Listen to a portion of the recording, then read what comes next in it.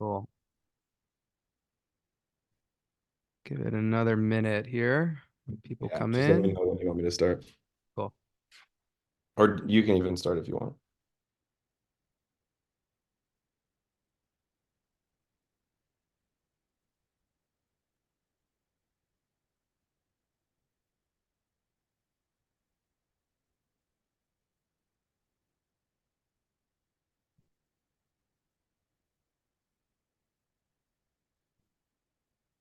All right, cool. Well, we'll get started. Appreciate everyone for joining this Circle's monthly MA. If you're new here, these are talks we do once a month with inspiring leaders, and topics are submitted through our WhatsApp community. So we've got kind of a rotating list of speakers and topics that a lot of people ask for.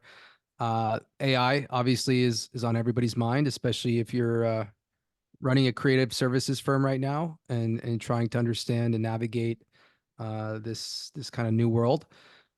Jake came to one of our AI creativity dinners, so I didn't really have a chance to talk much with him at the event. So I've been wanting to ask him a whole lot of questions ever since we met. So thought it would be a great person to bring on for this month's chat. He's going to be introducing himself, kind of what he's been up to. I'm going to be asking some questions, and then we're going to bring everyone else in. So you'll have an opportunity to ask Jake anything you'd like. And if you prefer to send me a direct message, you absolutely can. And I can ask it. If you want to ask Jake the question yourself, you absolutely can as well. And then this will be recorded, and we will send that as soon as this call's done, and we upload it on a private YouTube link. All right. Well, Jake Mooney, welcome. Thanks for joining the circle. Thank you for having me.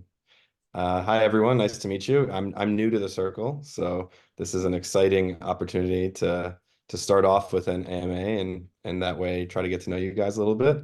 So it's focused today. My focus is on AI regulations and AI observability and governance. So I'll talk a little bit about myself, just give a brief background on what I do, who I am, what I'm working on, and then we can jump into questions. So I'm the co-founder and CEO of a company named Untilt, and as you could guess, we do AI governance.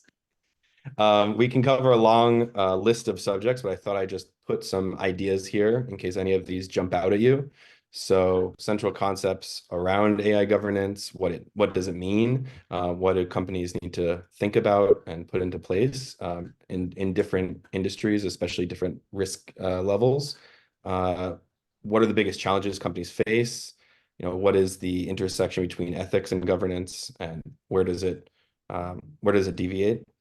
How to navigate AI governance privacy right now in the current landscape and where I think it's going. And these are opinions, so don't take them as fact, but they're predictions based on a lot of conversations I've had with people in the industry, and maybe some key recommendations, or we could even open it up to other people who have had experience in this with these topics for recommendations from the community as well. So a little bit about my background. I have a degree in computer science and philosophy. So it kind of led me into this realm a little bit by happenstance. I worked in AI building models for large companies as well as some venture capital funds. And I then worked on responsible AI at Booking.com. And through that position was asked to represent them to the European Commission while they were writing the EU AI Act. So at the time, they were asking for industry input, and Booking.com being one of the oldest and largest European-based tech companies, and we had already been working on an internal playbook for responsible AI. We got to lead a lot of that discussion, and most of what you see in the highest risk assessments in the EU AI Act, which has been finalized and will be published, I think, in about a week, actually. So very relevant to today's discussion. But most of that was written by myself and my team. But I do want to clarify that a lot of the act was not written by us. We had a lot of input, but it was a huge collaboration with a ton of people, which I was lucky enough to be a part of. So just to clarify a few central topics that we could get into. AI governance refers to frameworks, so actually how to do governance, principles, so more like why we're doing them, and then the practices and guiding of development, deployment, and the use of AI systems.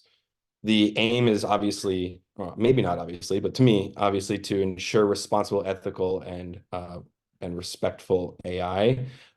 Basically, the alignment problem, if you've heard of it. So aligning what we want AI to do with what it actually does, and making sure companies are working under the incentive structure that enables that alignment to actually happen.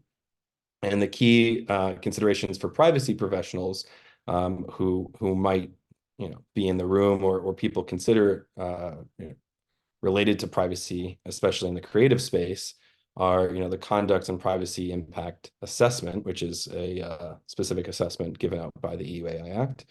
The To ensure the compliance with data protection. So especially if your data is being trained to improve an AI model, you might want to be aware of this.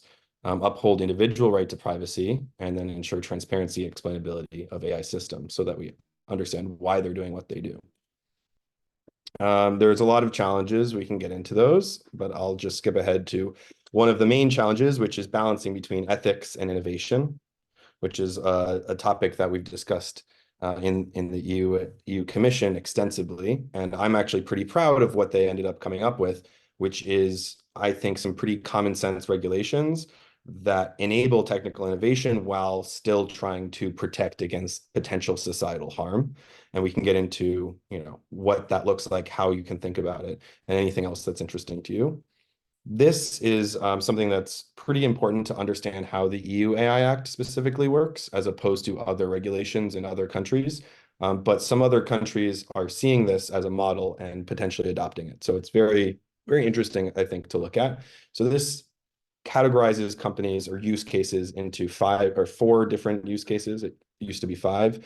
And that basically determines what the responsibility is of that company, and how and what parts of the legislation apply to them.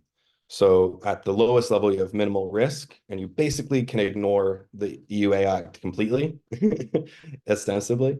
And then the highest risk is unacceptable risk, which basically means you shouldn't be using AI to do what you're doing. Or if you are, you have to have a very, very good reason, jump through a lot of hoops, and be, basically like audited constantly, and working with the government ostensibly. It's worth noting that the OECD is a great resource online, and they have a report that says that they're tracking over 1,000 different pieces of legislation in 69 different countries related to AI right now. So it's a very dynamic field that's changing all the time. So I don't have all the answers because it's impossible to keep track of it all, but I'll try to answer as much as I can.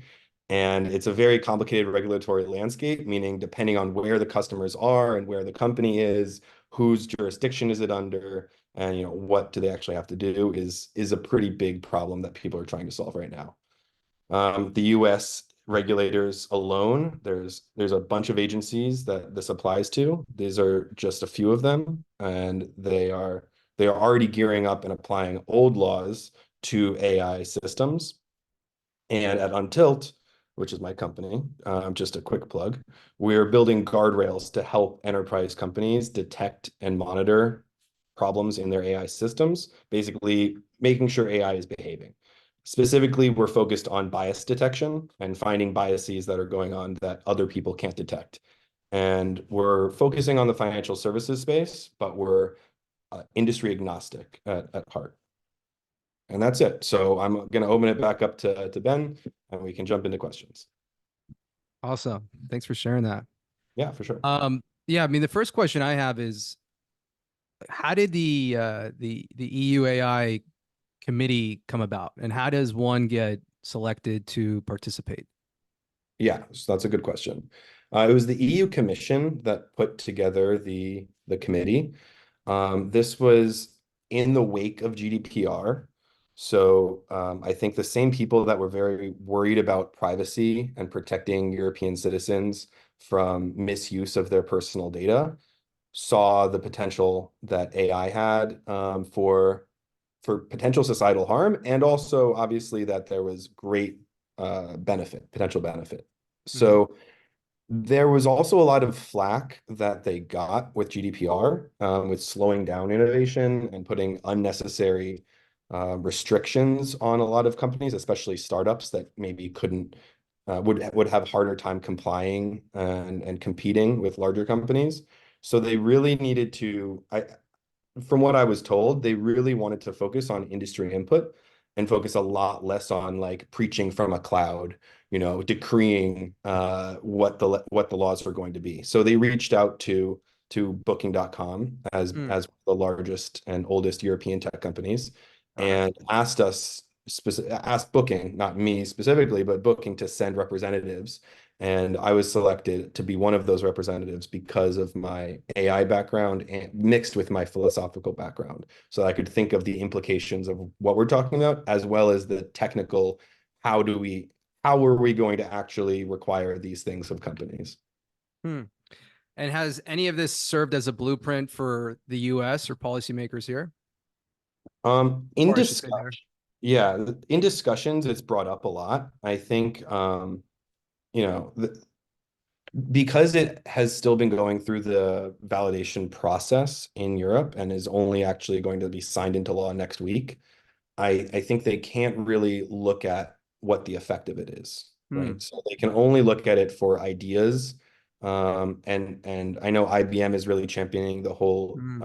risk level framework as being kind of just like a really good core to any AI legislation, which is, it's not about how powerful your AI is, it's about what are you using it for, Hmm. right? So you could have like, and Ilya from OpenAI is famous in having in sharing this view as well. You can have, AGI, which is artificial general intelligence, that's, smarter than a human, but you're limiting it to, I don't know, this small little use case that has no real impact. That's okay. As soon as you increase the use case, however, Hmm. is where the real problem lies. So Hmm. that concept is being discussed in US legislation, although the US, I would say, is not at all mature in writing new legislation to AI. What they have been good at doing, and potentially even better than Europe, is is interpreting existing legislation and applying it to AI, Hmm. even if it wasn't written specifically with AI in mind. So you could take, for example, Equal Credit Opportunity Act, in finance, or Equal Employment Act in HR and hiring, or copyright infringement and these types of things. And the courts and the enforcement agencies have been very good at saying we can't wait for new laws. We need to apply what we have already to use cases that use AI. Yeah. Yeah, that makes sense. See, it's funny how also EU is sometimes very much ahead of the US when it comes to policy. I remember similar with GDPR, a few years ago. Um, Yes, yeah, they definitely seem to be. so my next question is, so we were throwing this AI finance event a few weeks ago, and someone there is a very senior exec at a large asset management firm. They've got, a few trillion in under management. And we were discussing, implementation at scale with AI in finance, and we couldn't really come up with anything. How are you seeing AI used in the financial sector? So it's important to distinguish, I think, between what people think of AI right now, which is Mm, LLMs and hmm. chatbots, basically, and generating pictures, and what AI has been, before 8 months ago or 10 months ago, which Mm, was basically any predictive algorithm. mm, Um, and so neural networks are still being used all over the financial services space, to predict markets, to calculate risk, to make all sorts of predictions. And I think that there's a lot of reason to believe that LLMs and generative models will start to integrate more and more with decision making and predictive models. So have you heard of RAG infrastructure, RAG?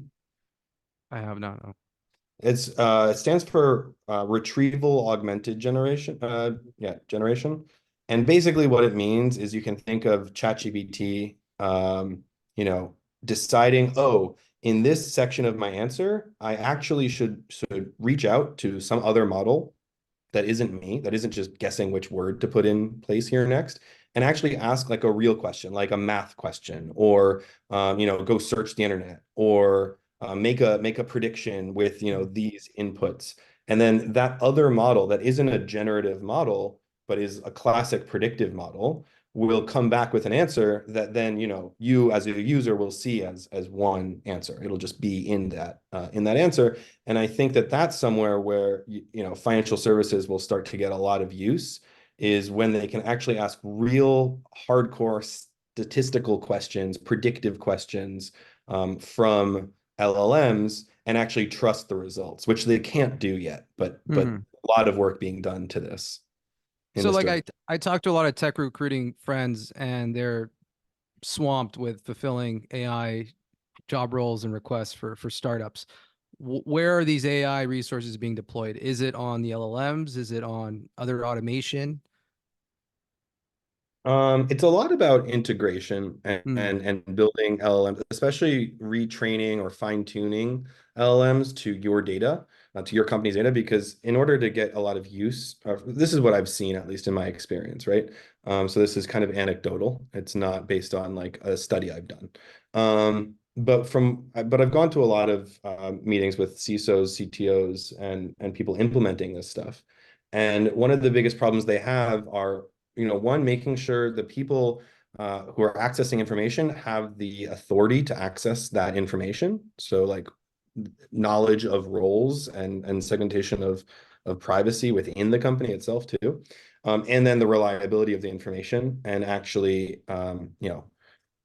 training it on internal data that it wasn't trained on out of the box. So there's a lot of work being done there in order to ramp up internal LLMs. Hmm. Interesting.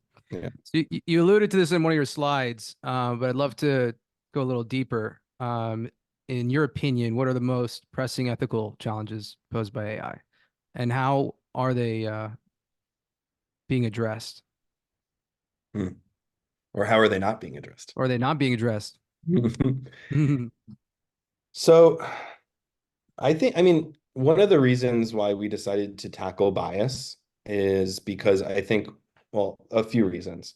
One, I think it's very important and very dangerous. The role that bias can play in AI systems, especially when gone, undetected. So when you're measuring bias and you know what it is, fine, okay, you're as biased as you want to be or need to be for your use case. But the really dangerous part is not knowing how biased you are. And this could mean, you're something like you're being racist or sexist, but it also could mean, you're relying too much on last month's data and not last year's data, or it could be different types of bias other than just what we classically think of as discrimination, which is, important enough. And then, when you look at the use cases that AI is being talked about being used in, for example, predicting recidivism in criminals to decide whether or not a prisoner will get released on parole or not, and asking an AI system to make that decision. Wow, bias seems like pretty important.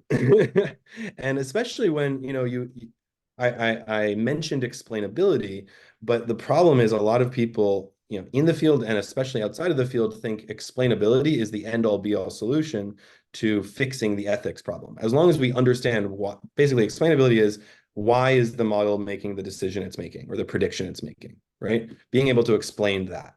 And so explainability is just, here are the inputs, here are the things that the model took into consideration, and it weighed them this amount. So like the decision was mostly impacted by XYZ factor and slightly impacted by these factors and not impacted by these factors. That's explainability. The problem is that AI is way more complicated than explainability can explain. So it can have a lot of patterns in its decision making that are problematic beyond just what you can explain. And I can make this more clear with an example. in credit scoring or deciding whether someone gets a loan or not. They would take out gender, age, race, nationality, disability, all of these things that you're not allowed to be biased against. You're not allowed to by the law. And they would train the model and ask it to explain its decisions, and it would explain, well, zip code was taken into account this amount, and credit history was taken to this amount, credit utilization this amount, et cetera, et cetera. It turned out that, especially in the US, you could draw a very close correlation between zip code and race, for example. So Mm, even though mm, you were explaining it, well, no, we're not using race, we're using zip code. If you didn't know that there was this correlation, then you'd think everything's fine. mm. And like this, now everyone in the field pretty much knows that you can't use zip code. Fine, Wow. okay. But what about another proxy feature that you don't know about? What about a combination of proxy features? What about, if you're between these ages and you have this type of car and you have this and this and this, with Mm. enough data, we can actually predict your gender or whatever. So it's a very hard thing to solve. So I think I'm biased in my answer to your question, but I think bias is like one of the biggest ethical It's a big questions one. with AI. There's a lot of others that I could get into, but I know I've just like rambled on. So No, it's fascinating. yeah. And I mean that's what's making, a lot of the headlines when you hear about AI, ChatGPT kind of gone wrong. Um, Yeah, or overcompensating for it too, right? Like making diverse Nazis mhm. recently, Google Gemini. Uh, Colloquially described as woke gate. Yeah, exactly. Wokegate. So yeah, so there's bias problems in both directions, you know? Yeah. what industries or verticals do you see AI, and by AI, this most recent iteration of AI, Mhm. having the most impact or being most disruptive? So I mean, a lot of for a lot of recent history, I think we've thought of automation replacing low skill jobs.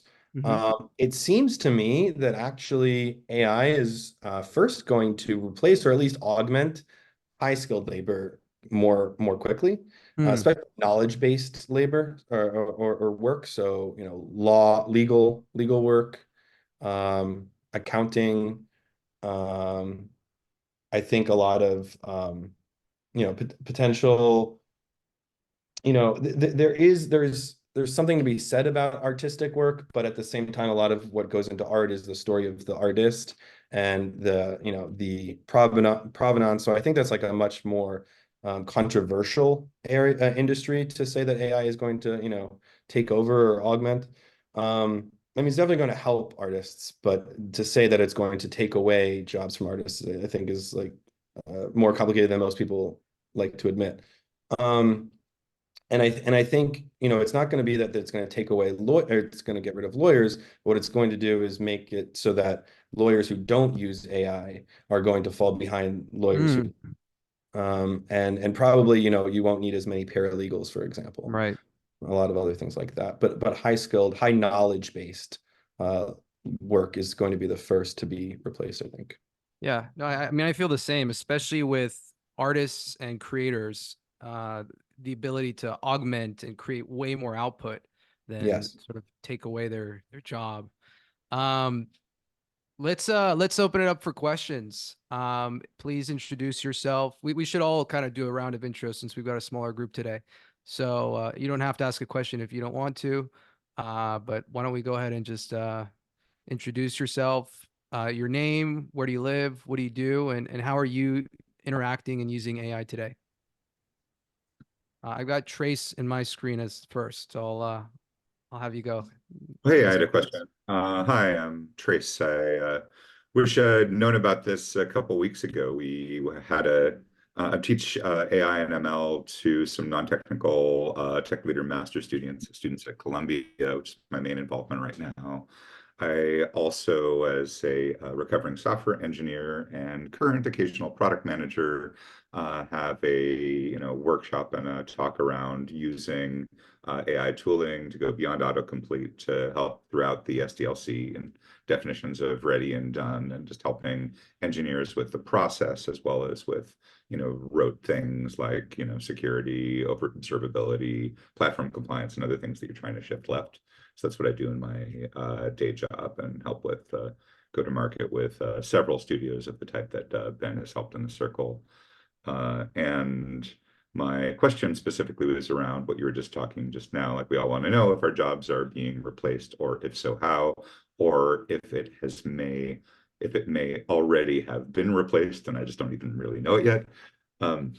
So I've heard a lot about augmented intelligence and things like that, but specifically and tactically for the class, we do want to talk about job casting, and like how this is going to affect jobs and job planning at, I don't know which of our classes, because we only have 6 more, but that's one of the topics that's been requested. So I'm curious if there are any readings or resources specifically on it. Is it called job casting, or is that just my friend's term for it? What can you tell me about that? Yeah, to be honest, I'm not an expert in this. I I like to think about this problem, but I'm very focused, on trying to make sure AI is doing what we want it to be doing. And at a macro level, what that means, like, which jobs it's taking over is more of like how the market goes. I'm happy to do a little bit more research and also talk to you and help you with your class. My girlfriend actually goes to Columbia as a grad student right now. I'm in New York City. So Amazing. yeah, happy to speak to you more about it, but I don't want to lead you down a wrong path. I'm not an expert in the term job casting or which resources to point you to right now. Sorry. Well, that's fair. That's fair. Yeah, we can. The ethics and philosophy are definitely quite Yeah, interesting. Um, Go ahead. awesome. Cool. Atanas. Hello, hello. Atanas here, proud representative of the European Union. Nice. Probably on the other globe compared to everybody on the call. Thank you again for the presentation. I think it is really interesting how this always shifting and so fast, and the Yeah. change around it and the mess it creates. And from that mess, you can extract the gold nugget. So I think it's a change for good. I think my use case is more oriented towards the business development aspect, like growth in AI in that sense. So we've been kind of experimenting with and seeing how right now it can replace. For example, if you had a case, let's say in financial services, scoring companies, let's say want to do a roll up and finding targets, and now once I set up the model correctly, it automatically scores all of the companies. Whereas previously, let's say an investment analyst, that would have taken them probably a week if it's a smaller number of companies. But if Hmm. the TAM is like 5,000, it could take even months. So that's one use case which has been kind of really interesting. I think my question here is, right now I saw there's a lot of legislation, especially in the US, around the AI voices and calling.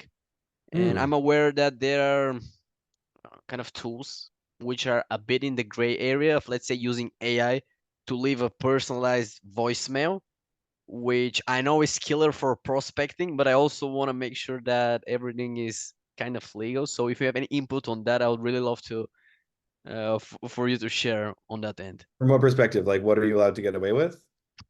Yeah, kind of. So I mean, when we're talking about just the US, the privacy restrictions are a lot more lax. If you want to apply that to European companies, there's more to consider. Specifically in the US, it has to do with um, their ability or their disclosure, their ability to unsubscribe for one, Hmm. and their ability to get the information that you have on them. So, you need to, one, have the infrastructure to be able to provide that, two, have the infrastructure Uh-huh. to delete it, and remove them from lists. But you're right that it is totally fine to use either public information or even Yeah. private information that you purchased on that person, to to personalize an outreach or a voice message or anything like that. So that's totally legal. But you do need to be prepared to quickly, and like I think it's within 30 days or something, take them off the list if they Uh-huh. request it, and provide them with all the data that you have on them if they request it. And if you don't do that, then you're facing a lot of potential lashback. So just be careful. Ah, okay, got it. Because I saw recently some articles about people cloning with some tools, let's say Joe Biden's voice, and then that causing a lot of backlash and issues. So I wanted to Yeah, on that yeah. end. So you're not just talking about information about them, but actually like impersonating someone else. Well, no, not impersonating, but around that I saw some people saying that's totally right now illegal to do those types of voicemails at scale, and there's a lot of kind of different opinions. Yeah. Hmm. I'm not saying with So another person's voice. misrepresenting yourself is illegal. Building a model that does it isn't illegal. Yeah, So it depends how you use what you're building. got it. Yeah, I think it's the use that's illegal, not building it. Uh-huh. Well, because the model trains on your own voice, and then I give it whatever it should say, and again, all messages are personalized. So that's another layer that's You're saying definitely you want to represent spam. yourself with an Yeah, automated voice. yeah, exactly. There's no law against this. Got it. So To they have my knowledge, basically, there's no law. I'm not a uh, lawyer. Please yeah, don't. Sorry, this is being recorded too, so I got to be extra careful. Do not take this as legal advice, okay? As far as I'm aware, there is not a law against doing that. got it, got it. And also one last thing about Europe, because I've tested some campaigns against the DACH region, which is Germany, Switzerland, and Austria, if I'm not mistaken. And I Mhm. know on the email end, they have some pretty tough regulations. Let's say using code email. That's kind of the main tools that I use. A lot of people say that it doesn't matter, and a lot of people say that, especially in Germany, they have lawyers specifically ready if they haven't opted in to kind of go against you. So do you have any input on that? Yeah. I mean, I've heard of these restrictions. I'm not an expert in them. And I do know that that they're trying to not make it that easy for these opportunistic lawyers Mm-hmm. to just jump down anyone's, Uh, because they basically, I mean, Europe in general has gone through this kind of recalibration, in my opinion. In my opinion, when they were going for GDPR, they were like really gung ho, like let's regulate tech, let's put all the regulations down. We're gonna lead the world. It all needs to be locked down right now before it all gets out of hand. And then they realized, oh no, like the industries are complaining, companies are leaving. We're actually being way too restrictive in terms of the use case, and we didn't take enough industry input.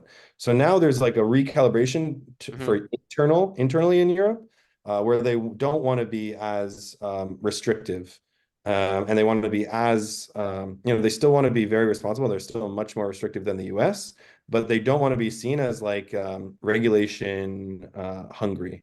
Got it. Uh, and so I wouldn't say that the courts, in my opinion, would be extremely excited to be getting a bunch of lawsuits, and they would Uh, actually be probably more in favor of allowing some like minor discretionary coded emails that are not inherently trying to mislead people, or are not like cybersecurity threats, mm-hmm. or are not like very problematic. I think the courts would throw them out, to be honest. Got it. Yeah, just a generic email with assumed interest that they could benefit, let's say, from our offering. So that I ran some campaigns, and I honestly, especially for Switzerland, I only got one email where it was like, "Stop or I'll report you to the authorities," and that was it. Yeah. Nothing. But It's okay. it's definitely still something to be careful of, Oh, and I it's not think spam. how much you do it, Yeah, but yeah, I mean, I think the courts have bigger fish to fry. got it. Awesome. Thank you. Yeah. We have Andrew, you sent me a question. Do you want to ask, or would you like me to?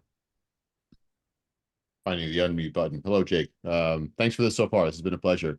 Okay. Yeah, I'm happy to ask it. So, Jake, a question we get a lot right now is from clients in financial services, insurance, other areas where there's some kind of irreversible outcome to automating a business process. And, the question is not just how do we mitigate risk, but really strategically, when do we decide to automate something, and where do we decide to automate something in view of that? Hmm. So you want me to answer? I when mean, and I guess I'm inviting some thought about it. Like, I know my Yeah. own response for that, but I'm always delighted to learn something that I don't know. I think you're asking a really good and really hard question, right? So I can tell you one thing that is really helpful for multiple organizations I've worked in is an AI playbook. So it means, and a playbook is a bunch of different things, but one of them is, you're really writing down any potential risk, and it's a risk assessment pretty much. And with each risk, you're, really drilling down into what's the the monetary risk, what's the reputational risk, what's the legal compliance risk, um, and then you're also looking into the benefits, and you really want to, I think, quantify it. I think one of the problems that some companies have been having is just, and I don't blame them, there's a lot of excitement around the possibilities of AI and what it can bring, the efficiencies it can bring, the problems it can solve. And it's really easy for a lot of people, especially non-technical people, to let their imaginations like flow. It's one of the, I think, the beautiful things about generative AI specifically is it's so easy for people to like understand and to kind of hypothesize what could be done with it, that have no technical understanding of it whatsoever, which is really cool. What it also means, though, is that oftentimes internally there's pushes in the wrong direction, or just pushes in a not so thought out direction. So what I would really suggest is trying to discover measurable KPIs that and then deploying things on small scale first, testing things out within specific cohorts of your customer base, or specific teams internally if it's an internal use, and then a very slow rollout. Because Untilt is working in the highest risk use cases as well, and so I'm very, very familiar with the difficulty of rolling back a business use case that's automated. And I think it should be done carefully, methodically, and slowly. Yeah. I hope Yeah. that answers your question a little bit. Yeah, totally. It's interesting because depending on the entity we're working with, we see very different dispositions. Like, there's definitely some that fit that pattern where they're just letting their imagination run wild, and we're constraining them, bringing them back to the engineering reality. There's others where I've actually noticed a very kind of well-informed conservative approach where, like, a very inherently risk-averse business, like let's say insurance, where, essentially that's Yeah, a financial product that's essentially like it's they're short selling a future disaster in effect. right. Um, I'm almost seeing the technical environment proposing more radical approach where they're kind of sketching out a world where, okay, we accept more failures, meaning policy payouts on the insurance that we price incorrectly. But if we happen to do that with AI such that the actual cost of delivering those policies goes to zero, more or less, we can accept more loss. Um, which may be sound business sense, but it's not a world I want to live in, where we're all getting kind of worthless insurance policies that have been automatically generated. Yeah, I agree. And I think before going into this space, when I was purely building models and not really, and much more interested in their capabilities and less interested in, how they were being used, I don't think I realized how important legislation was, and specifically enforcement, because you can have as much legislation as you want, but if it's not being enforced, then no one cares. So, fortunately or unfortunately, I think that these types of topics are not going to be solved by markets. Um, I mean, I'm just not convinced that market pressure will be enough for these types of industries to change, or to change course. Um, so I really hope that regulators are taking it seriously. One thing I will say about insurance that I've noticed, as opposed to the financial industry, is that the relationships with the regulators and the models seems to be a lot closer, meaning that like the development process, while they're like deciding which features to use, which data sets to use, what type of modeling strategies to use, et cetera. Like each step of the way is in lockstep with regulators involved. So I think educating regulators so that they can like inform and be informed and then inform the companies they're working with is really important. So yeah, I guess short of writing new legislation would just be actually better education for regulators. Whereas financial services is a lot more like of an invisible hand approach where there's auditing every so often and there's internal compliance checks and there's some monitoring requirements, et cetera. And also consumers can report if they believe something bad is going on, and there'll be an investigation. And so it's a lot more retrospective in the financial services industry. Yeah. So I think that insurance is a bit easier to actually like rein in with more education to the regulators. Yeah, that makes sense. I mean, in insurance, a lot of insurance products are priced by regulation. They have a much closer relationship. Finance tends to seek to Exactly. distance themselves from regulation if they can. Yeah, exactly. In fact, most of the regulators I was talking to were saying that insurers, they want to be, they want to be in communication. I mean, they don't want to be caught off guard to that one of their policies, fell out of regulation and therefore, they have to pay out all of this money. So they're very happy to be careful with all of their policies. Yeah. Yeah. And there's I guess there's less competition. I don't know, but it seems like there might be if they're all being priced by, a central authority. Yeah. You know? Yeah. Depending on the type. Yes, very much so. Yeah, I guess That's it's about overhead as well.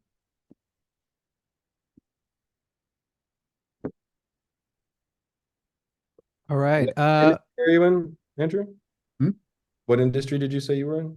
Oh, I'm with Formula. I'm a partner leading up our enterprise software development team. Very cool. Awesome. Yeah. Also located in New York. Nice. A bunch of locals. Yeah. Well, I look Let's forward to get getting together in person with some people. Yeah, that'd be great. Yeah. We should put that together. let's Cool. get Katie going. Katie, how are you? Hey, Katie. Oh, we can't hear you, Katie. I think you are muted.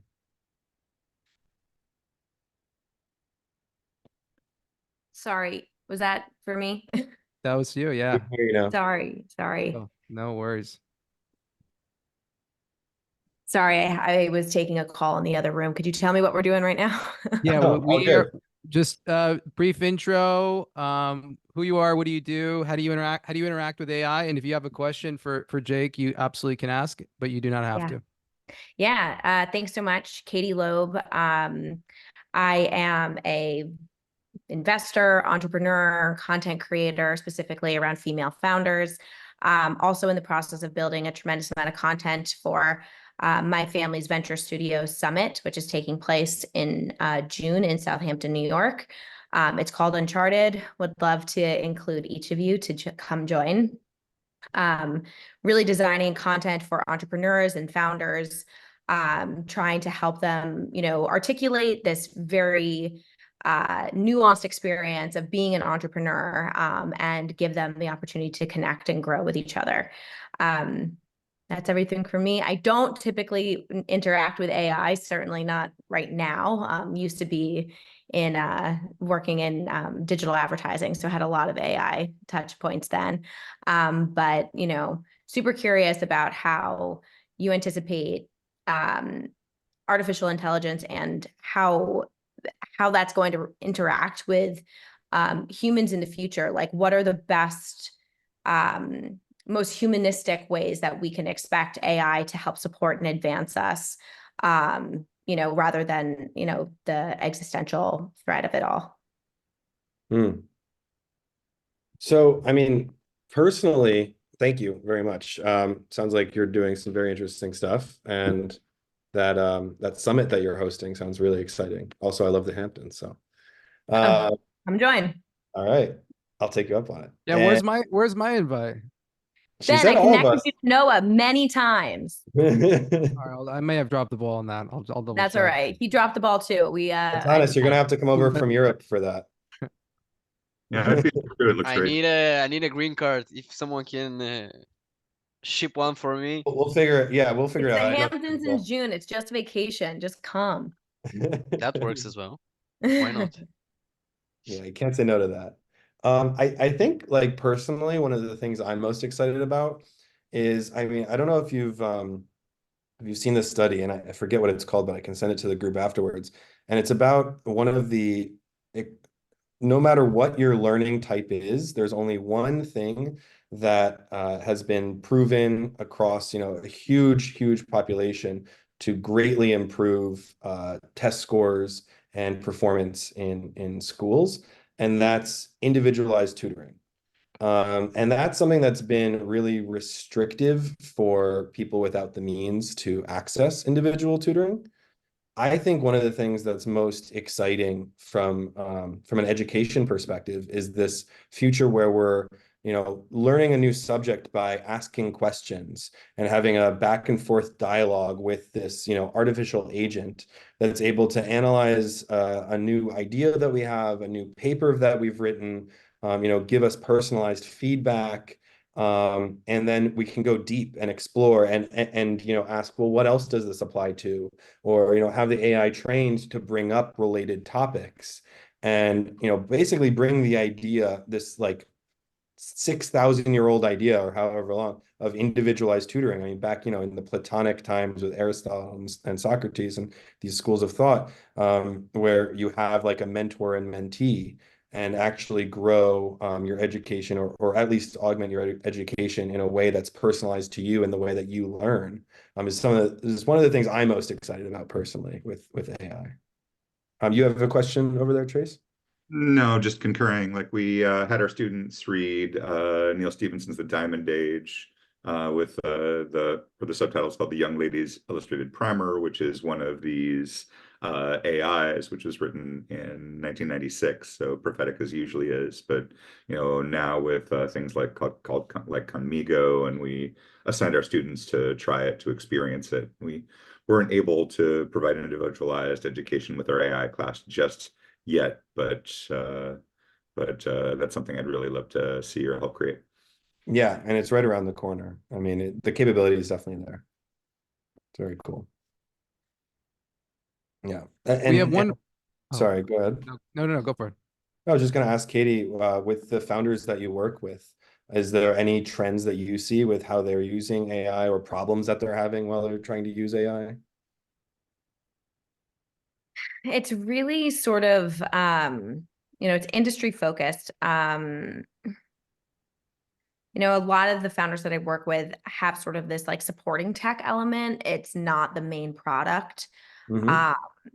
I think that the table stakes now of integrating AI into, your MVP is kind of a requirement. So I'd have to think a little bit more deeply about that answer. I think like really a lot of the folks that I've a lot of the content that I'm looking to explore is like,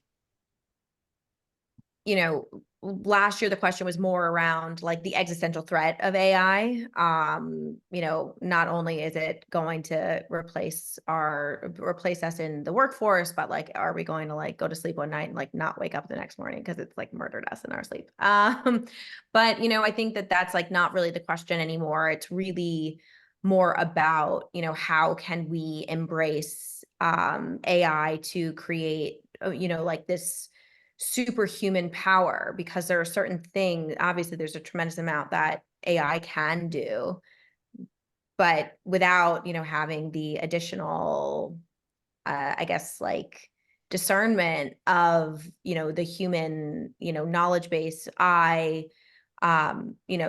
it's incomplete. These two entities, humans and AI, are kind of incomplete without each other. So I think that that's kind of the question now, is like where are those spaces where are the voids that we can fill for each other? Yeah, If that that's makes really sense. powerful. Have any of you read the book Trust by Dominique Leipzig? And so book I would really recommend in this question of AI human interaction and what that looks like in the future. I mean, basically the thesis is that the companies that will survive are the ones that maintain that do prioritize. I mean, it's kind of a point against what I was saying, where regulation is really important, which it is. But it's also saying that the companies that will succeed and exist in the future are the ones that use and take AI responsibility to the nth degree as a priority, above just what's required by regulation. And I think that has a lot to do with how humans are in the loop, how humans are checking the work of what AI is doing, and potentially raising a red flag if something bad is happening internally. So definitely agree with you. Oh, thanks, Trace. Sent the link in the chat for anyone who in the book. I want to jump back to something Katie was mentioning in terms of the interaction with ChatGPT and AI. So I really only started interacting daily with ChatGPT, maybe whenever 3.5 came out. Now it's got this voice enablement where you can talk to it live, and it is a fucking game changer. I use it daily, and I mean anything from like helping you set up a piece of furniture to a cooking recipe to therapy. Like my ChatGPT search stuff is like ridiculous. So just go in and like poke around creating content. Just have fun with it, and then you'll start to see which ways you can find real world application for you. Yeah, before this presentation, I asked, what are some things I should bring up and talk about? Because there's all this information I could potentially. Where do you think I got my questions from? It's two of them. Exactly. No, it's been pretty wild to see the way that entrepreneurs and kind of like-minded thinkers start to use it. Yeah, it's pretty exciting stuff. Also, another cool thing is right now you can also train it with the right application. So you can give it, let's say, 5 of your own case studies, give it example output and input, and then based on your prompt, it reduces basically any mistakes if you do it correctly. So that's another thing that's a total game changer. So many use cases for sure. I DM'd Ben. I was curious just to get your thoughts before you go on how it can manipulate people. Are we being manipulated by AI right now, and can we resist it? I mentioned this. I just got back from ETH Denver from my blockchain side, and RFK Jr. was the closing speaker, and his propaganda was just insanely strong. I'm not saying like anything for or against him, but this video, I felt things like Leni Riefenstahl had nothing on it. And I was like, holy shit, like, am I being manipulated? If I can be manipulated this well, what happens when it's personal? And I'm curious as a, philosopher and practicist, that's something that keeps me up at night. And I think about like, what's the potential for personalized manipulation, and how can we mitigate against it as individuals to protect ourselves? Yeah, powerful question. And do you have a recording of that, by the way, that you could share? Let's see. I don't. Like I was gonna video it because once I realized like what it was, but holy shit. I imagine his campaign has it, like it's how they introduce him, and he had I'd love to check that out. It sounds terrible, but So yeah, I mean, I think AI absolutely. I mean, to your question, like yes, it absolutely has the capability of manipulating people and directing thought in different desired ways or unpredictable ways also. I think one of the most important questions is in which direction it is manipulating people, because I don't think it's possible to take away the potential for manipulation. I think people actually kind of want to be manipulated. They're looking to be guided. So I think it brings me back to this classic question of the alignment problem. I don't know if people are like familiar with the book, but there's also like a lot of different research going on around it. And basically the idea of the alignment problem is aligning what we want AI to do with what it actually does. And then so the real problem actually becomes what do we want AI to do? That's not necessarily an easy question to answer. So, in which direction do we want ourselves to be manipulated and to what ends, right? So if the objective function is clear and good, then maybe the manipulation towards that objective is fine. I think the problem is that no one really agrees what the objective is. So I think that's a question that everyone needs to think about. I think it needs to enter like the public debate, the public sphere, so that like us as humanity can kind of start aligning ourselves with what our objective is, and then therefore help manipulate ourselves towards that objective, and feel okay with it. Well, that works both globally and locally. Like I was thinking more in kind of the local sense, but in the same way that many of us need to sell people to buy our software or whatever, to the extent that we're working in that capacity, which I presently am not. Presently, I'm an academic, but yeah, I've felt similarly. Am I manipulating people for the forces of good? When I'm pressured because I've got a quota or a deadline, what does that mean? Yeah. And just also from purely economic standpoint, I was working at booking.com on recommendation systems, and we were manipulating people on, booking a hotel, trying to make it a hotel they wanted to stay in, right? But like kind of manipulation. And then one of the questions we had to ask ourselves is it better for someone to book a hotel in the first, 5 results? And because that's originally how we were scoring our models. Or should we look at as like a lifetime value? Maybe they booked a hotel and it was the first 5 results, but they weren't happy with the hotel and didn't come back to the website, didn't keep spending more money.